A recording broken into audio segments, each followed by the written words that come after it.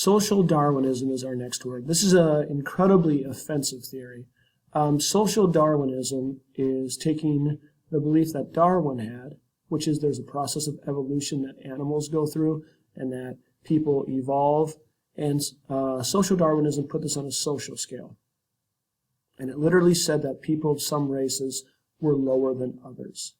It was made by the Europeans, so they would put like European people on top of it, especially the Northern Europeans, the British, the Germans, French, etc.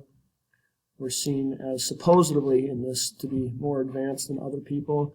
Of African background was seen as being lower. Even Irish were seen as being lower as well.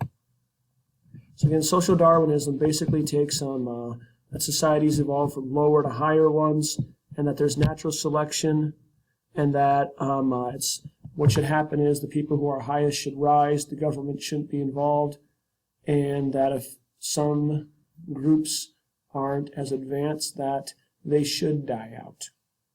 That's an incredibly offensive theory. So it's this idea that, again, that Europeans made at this time during the Industrial Revolution, that the reason why that the people who started factories were starting them is because they were, they were higher up on the food chain of society, and they were better people, and that's why they were there, because they were rich. And the poor were supposed to be poor because they weren't as advanced.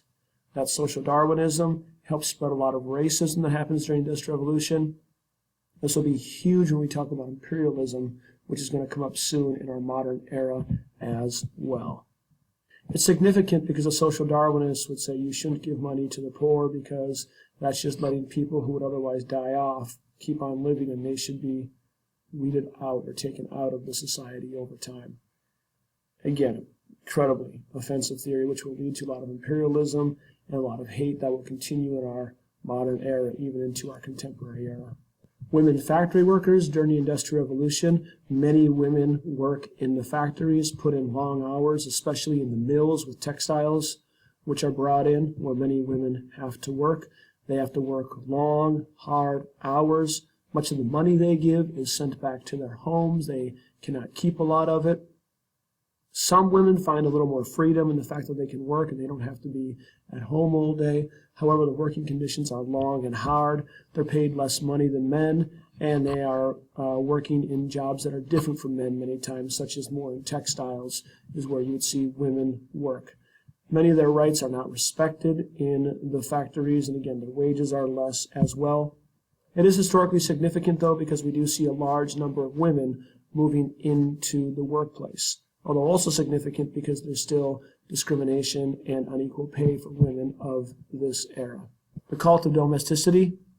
This was a new ideal. In this time period, it was more for upper class women, and it was the idea of womanhood and an ideology about the home and work in the family. We can see a lot of it in here. It's this idea that the woman's duty and role was to be in the house and to basically they were supposed to be more religious than their husbands, be more moral, be subservient and to their husbands at this time.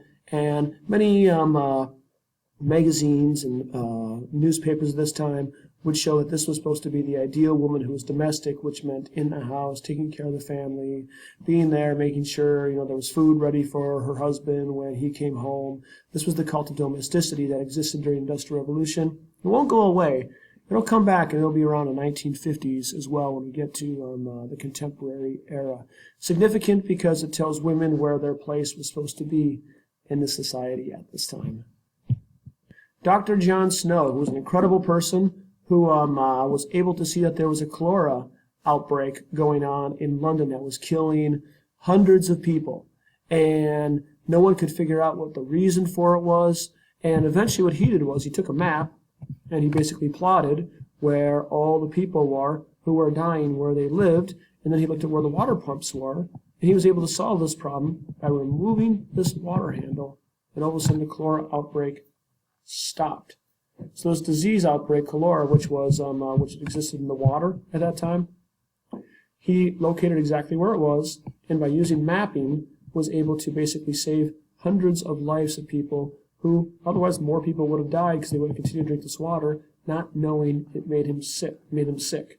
This will help advance things like germ theory, which will continue, and also spread of diseases and how to resist them in the future era, in the modern era and the contemporary era. All right, that is all our words. It was quite a few this time. You guys, as usual, are doing a great job. Hey, we're on, I think we had 5.2. We're getting there. We only got about less than 3 months till our test is coming up. So, guys, keep doing the great work that you're always doing.